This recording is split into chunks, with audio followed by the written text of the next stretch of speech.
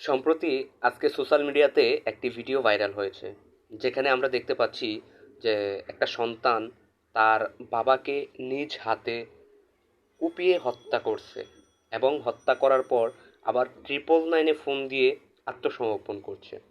এখন প্রশ্ন হচ্ছে, উনি এরকম একটা কাজ কিভাবে করতে পারলো? আমাদের সমাজে আমাদের কাছে এই প্রশ্ন। কিন্তু একবারও কি আপনি চিন্তা করছেন, বা একবারও কিন্তু আপনি ভাবেন নাই যে একটা মানুষ কতটা নিরুপায় হওয়ার পর এরকম একটা কাজ করতে পারে?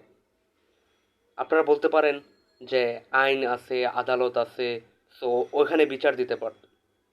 আমরা দেখেছি উনি যখন হত্যা করতেছিল, যখন মানে শেষ পর্যায়ে যখন ভিডিও উনি করতেছে, তো উনি এক একটা আঘাত করতেছে আর বলতেছে যে তার প্রিভিয়াস যে ঘটনাগুলা, মানে কতটা নিষ্ঠুর, কতটা নিরুপায় হওয়ার পর এই কাজটা করছে।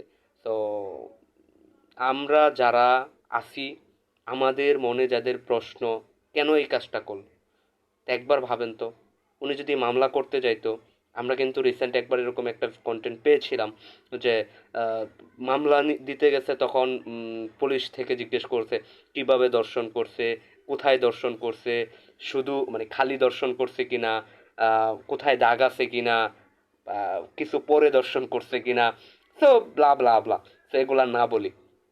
তো এই ধরনের কোশ্চেন যদি প্রশাসন থেকে করে থাকে, তখন আসলে মানুষ বিচার চাইতেও লজ্জা পায়।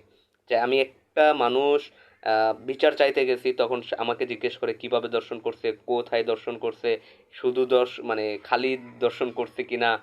মানে আসলে এই ধরনের কোশ্চেন আমরা চাই না। তো যাই হোক, তো ও যে কাজটা করছে এটা অবভিয়াসলি অন্যায়। এরকম কিছু আমরা না করি, এবং আমরা এখান থেকে শিখতে পারি, আমরা এখান থেকে বুঝতে পারি যে আসলে এই যে যে যে কোনো কিছু আমরা যখন করি, জাস্ট আমরা যদি আমাদের বিবেকটাকে একবার জিজ্ঞেস করতে পারি বা বিবেকটাকে একবার জিজ্ঞেস করি, তাহলে কিন্তু এই ধরনের কাজ থেকে আমরা অটোমেটিকলি বের হয়ে আসতে পারবো। সো সবার কাছে অনুরোধ, আমরা আমাদের নিজের বিবেকটাকে জাগ্রত করি। নিজের বিবেককে যে কোনো কাজ করতে গেলে আমাদের নিজের বিবেককে একবার দুইবার জিজ্ঞেস করে তারপর কাজটা করি, তাহলে আমরা এই ধরনের কাজ থেকে বের হয়ে আসতে পারবো।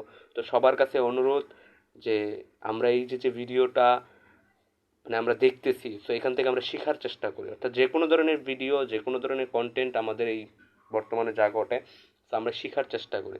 যদি শিখতে পারি, তাহলে আমাদের জীবনে কিছু একটা হবে। আদারওয়াইজ দেখলাম শেষ হয়ে গেল, এরকম কিছুই না। সবাইকে ধন্যবাদ।